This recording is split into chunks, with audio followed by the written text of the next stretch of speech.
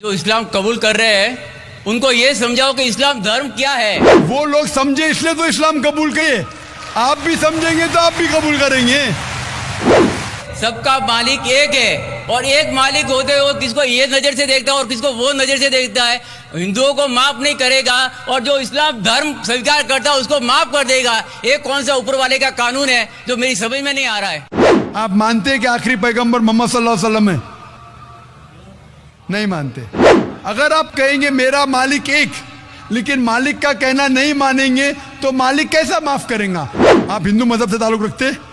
हिंदू मजहब की किताब में लिखा है, भविष्य पुराना पर्व 3 खंड 3 अध्याय 3 श्लोका 5 से 8 में लिखा है भविष्यवाणी मोहम्मद सल्लल्लाहु अलैहि वसल्लम की। मोहम्मद सल्लल्लाहु अलैहि वसल्लम का नाम से जिक्र है हिंदू मजहब की कई किताब में। Yajurveda chapter number 20 verse number 55, Yajurveda chapter number 20 verse 37, Yajurveda chapter number 20 verse 57, Yajurveda chapter 21 verse number 31। मैं सिर्फ हवाले दे सकता हूं आपकी किताबों में से सिर्फ घंटों तक, जिसमें लिखा है मोहम्मद सल्लल्लाहु अलैहि वसल्लम आखिरी पैगंबर है।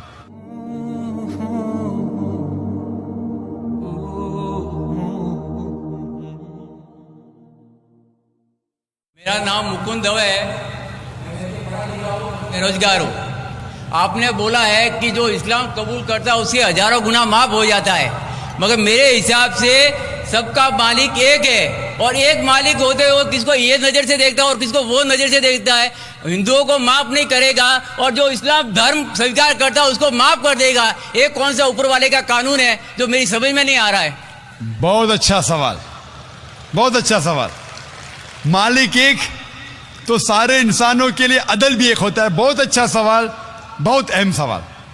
भाई का सवाल है कि ये किधर का मुसलमानों को माफ करता है, हिंदू को नहीं माफ करता है।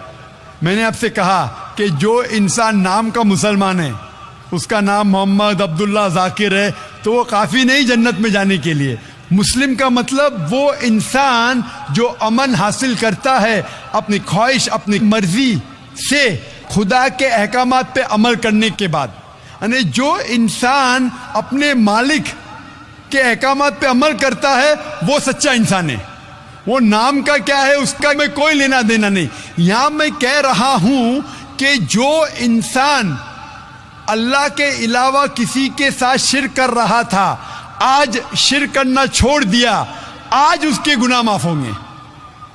चाहे कोई भी हो, आप भी अगर कहते कि मैं शिर्क करना छोड़ दूंगा, अल्लाह के अलावा किसी और की इबादत नहीं करूंगा, जो हिंदू मजहब की किताब में लिखा है, और मैं मानूंगा आखिरी पैगंबर मोहम्मद सल्लल्लाहु अलैहि वसल्लम में, चाहे आप ईसाई है, चाहे आप हिंदू है, चाहे आप यहूदी है, आज आप अगर अपने मालिक का कहना मानेंगे तो आपका मालिक आपको माफ करेगा। लेकिन अगर आप कहेंगे मेरा मालिक एक, लेकिन मालिक का कहना नहीं मानेंगे तो मालिक कैसा माफ करेगा? मिसाल के तौर पे एक एग्जामिनेशन होता है, टीचर सारे तालिबे इल्म के लिए बराबर है।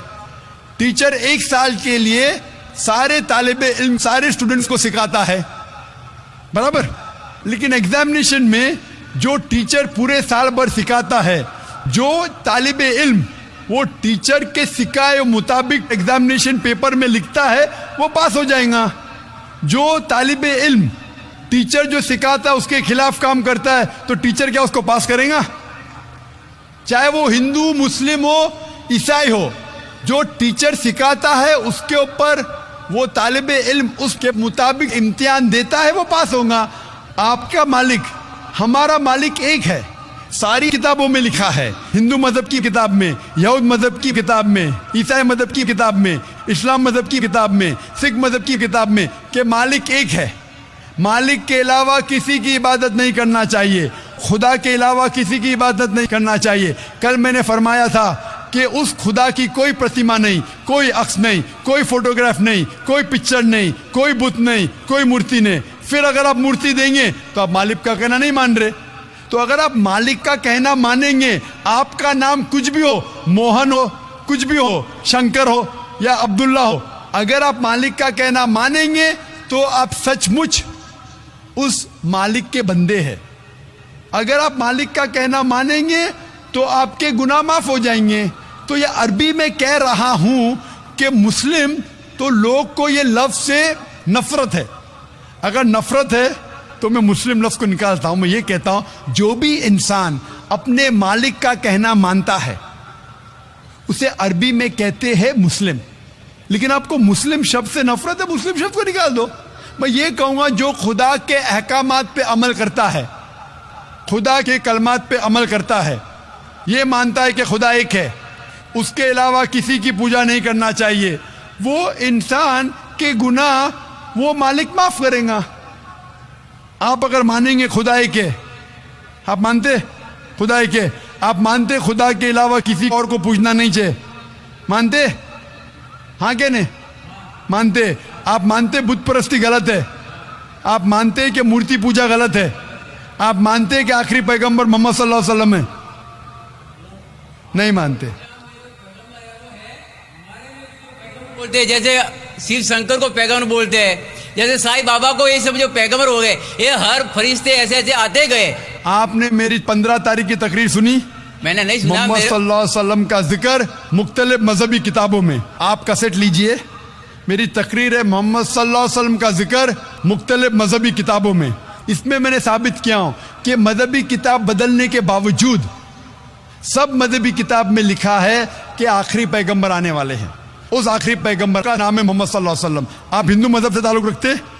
हिंदू मजहब की किताब में लिखा है, भविष्य पुराना पर्व 3 खंड 3 अध्याय 3 श्लोका 5 से 8 में लिखा है भविष्यवाणी मोहम्मद सल्लल्लाहु अलैहि वसल्लम की। आप पढ़ेंगे भविष्य पुराना पर्व 3 खंड 3 अध्याय 3 श्लोका 10 से 27 में मोहम्मद सल्लल्लाहु अलैहि वसल्लम का जिक्र है। आप कुंटब सुक्ता पढ़िए, अथर्ववेद में लिखा है, किताब number 20 him number 127 shloka number 1 से 14 में लिखा है मोहम्मद सल्लल्लाहु अलैहि वसल्लम के बारे में। आप पढ़िए अथर्ववेद किताब नंबर 20 अध्याय नंबर 21 श्लोका नंबर 6 और 7 में मोहम्मद सल्लल्लाहु अलैहि वसल्लम का जिक्र है।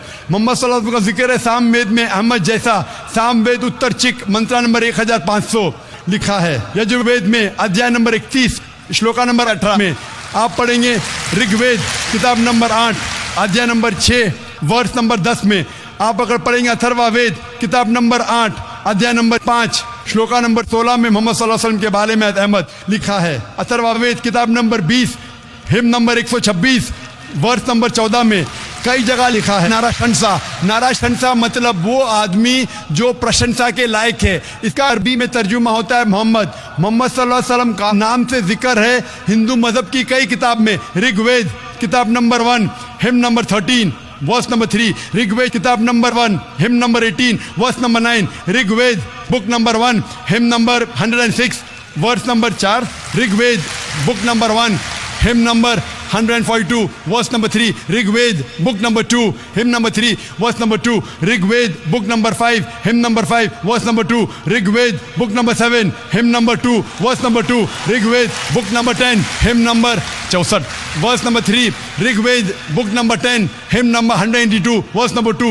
Yajurveda chapter number 20 verse number 55, Yajurveda chapter number 20 verse 37, Yajurveda chapter number 20 verse 57, Yajurveda chapter 21 verse number 31। मैं सिर्फ हवाले दे सकता हूं आपकी किताबों में से सिर्फ घंटों तक जिसमें लिखा है मोहम्मद सल्लल्लाहु अलैहि वसल्लम आखिरी पैगंबर है। आज जो इस्लाम कबूल कर रहे हैं उनको ये समझाओ कि इस्लाम धर्म क्या है। उनको वो समझ में, मेरे भी समझ में नहीं आ रहा था इस्लाम बोलते किसको है। आपने कहा कि जो लोग इस्लाम कबूल कर रहे हो उन्हें समझाओ इस्लाम धर्म क्या है। आप नहीं समझे, वो लोग समझे इसलिए तो इस्लाम कबूल किए। आप भी समझेंगे तो आप भी कबूल करेंगे। ये 10 रोजा कॉन्फ्रेंस जो था, हमारा मकसद था बताने के लिए सारे इंसानों को इस्लाम क्या है। ये मीडिया जो इस्लाम को पेश कर रही है ये तोड़ मड़ोड़ के पेश कर रही है। हमारा मकसद ही था बताने के लिए सारे इंसानों को इस्लाम क्या है। अगर आप इस्लाम को नहीं अब तक जाने तो बेशक कबूल मत करो। जब भी पहचान लेंगे इस्लाम को तो इंशाअल्लाह आप भी शहादत देंगे। मेरी दुआ है अल्लाह सुब्हानहू व तआला से, उस मालिक से कि आपको हिदायत दे कि आप ये माने कि अल्लाह एक है, अल्लाह के अलावा कोई माबूद नहीं और मोहम्मद सल्लल्लाहु अलैहि वसल्लम आखिरी पैगंबर है। मैं कहूँगा वॉलंटियर से कि आपको मेरी DVD दे मोहम्मद सल्लल्लाहु अलैहि वसल्लम का जिक्र मुख्तलिफ मजहबी किताबों में, उसमें सारे हवाले हैं। और एक खुसूसन तकरीर है मोहम्मद सल्लल्लाहु अलैहि वसल्लम का जिक्र हिंदू मजहबी किताब में, सिर्फ हिंदू मजहब में। आप उसको देखो और इंशाअल्लाह आप इस बात को तस्लीम करेंगे आज नहीं तो कल कि अल्लाह एक है, उसके अलावा कोई माबूद नहीं और मोहम्मद सल्लल्लाहु अलैहि वसल्लम आखिरी पैगंबर है। Hope the answer the question. Mic number 3 में कोई खातून तो सवाल करें।